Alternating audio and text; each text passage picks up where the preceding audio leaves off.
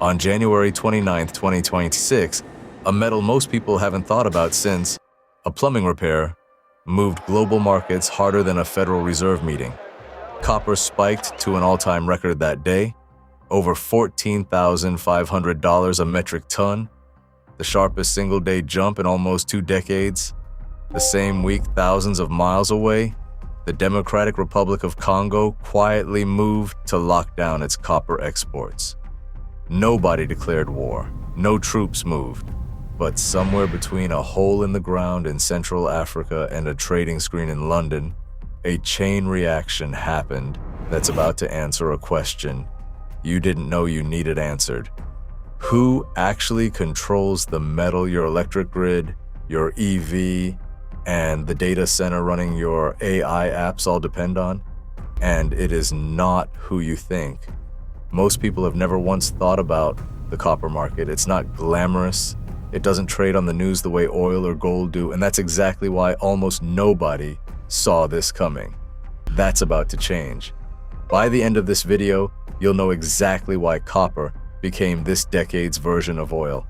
And more importantly, which link in that chain actually holds the power. Spoiler, it's not the country with the mine. Start with the question nobody asks. Why copper? Specifically, why not something cheaper? There is one real alternative, aluminum. It's lighter, it's cheaper, but it only carries about 61% of copper's electrical current for the same size wire. So, you need more of it to do the same job. It also oxidizes into a coating that blocks current instead of carrying it, and it loosens at connections as it heats and cools. Engineers call that a trade-off. The grid calls it a reason copper keeps winning almost everywhere space and reliability actually matter. High-voltage transmission lines can get away with aluminum, but the tightly packed wiring in a transformer, a motor, or an EV battery pack mostly can't. And demand for that specific metal is exploding from every direction at once. A battery electric car needs roughly 3.5 times the copper of a gas car. Every new wind turbine, every mile of transmission line, every data center humming through an AI boom pulls on the same finite pile of red metal. Global demand is on track to grow by roughly half over the next 15 years, and some forecasters expect mine output to plateau around the end of this decade. Growing demand, a supply curve that tops out. That gap is the whole story, so follow that pile of metal through its actual supply chain, because this is where it gets strange. Link 1, the ore. It mostly comes out of the ground in Chile and Peru, the 2 biggest producers on Earth, and increasingly the Democratic Republic of Congo, where a mine called Kamoa-Kakula is now one of the highest grade copper deposits ever found. None of these places are simple either. Chile's flagship state miner has had a genuinely rough 2026, with output swinging on aging mines and declining ore grades. Peru's Las Bambas mine, which alone produces around 2% of the world's copper, gets periodically shut down by local communities demanding a bigger share of the money. A reminder that some of this geopolitics isn't between governments at all, it's between a mining company and the village next door. Link 2. Turning that ore into metal anyone can actually use. This is where most people assume the story ends. It's actually where it gets interesting. Here's the number that should surprise you. China mines only about 8% of the world's copper ore. 8%. But it refines nearly half of the world's usable copper. Sit with that for a second, because most people's mental model of resource power is whoever owns the mine wins. That's the oil era model. Here, it's wrong. Or at least, it's only half right. Link 3. The rules. In late June 2026, the DRC moved to ban exports of raw copper concentrate, forcing companies to process the ore inside the country instead of shipping it out for someone else, largely China, to refine. It's the same playbook Indonesia already ran with nickel a few years earlier. Stop selling the raw rock, force the value to get added at home. Now here's the honest, complicated part almost nobody explains clearly.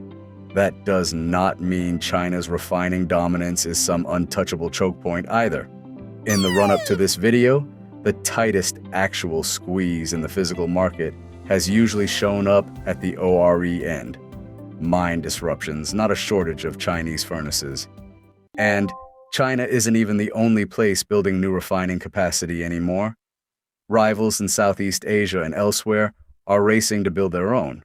What the DRC's move really proves is that mine-owning countries are starting to claw back leverage of their own, not that any one country holds the whole chain. So it isn't one throne, it's two keys, held by two different players, and whichever side gets shocked first ripples through the other one faster than anyone can permit a new mine or finish a new smelter to compensate. And that speed mismatch is the real problem. Because here's a number that should worry any policymaker. A new copper mine takes, on average, about 18 years from the day it's discovered to the day it actually ships metal. In the United States, specifically, it's closer to 29 years. Second slowest in the world, mostly stuck in permitting. Recycled copper helps take some of the edge off. Scrap-based production has actually been growing faster than freshly mined metal this year. But scrap can only ever be a supplement. You can't recycle copper that hasn't been built into anything yet. And demand is growing faster than the world's entire existing stock of wiring and cabling can be melted down and reused. Governments, meanwhile, can announce a tariff in a press conference. They can ban an export with a signature. Geology does not move that fast. So whatever this year's headline is, a shortage, a price spike, an export ban, the underlying supply problem doesn't get fixed on a political timeline. It gets fixed, if it gets fixed at all, on a geological one. Here's where this stops being an abstract commodity story and starts being your electric bill.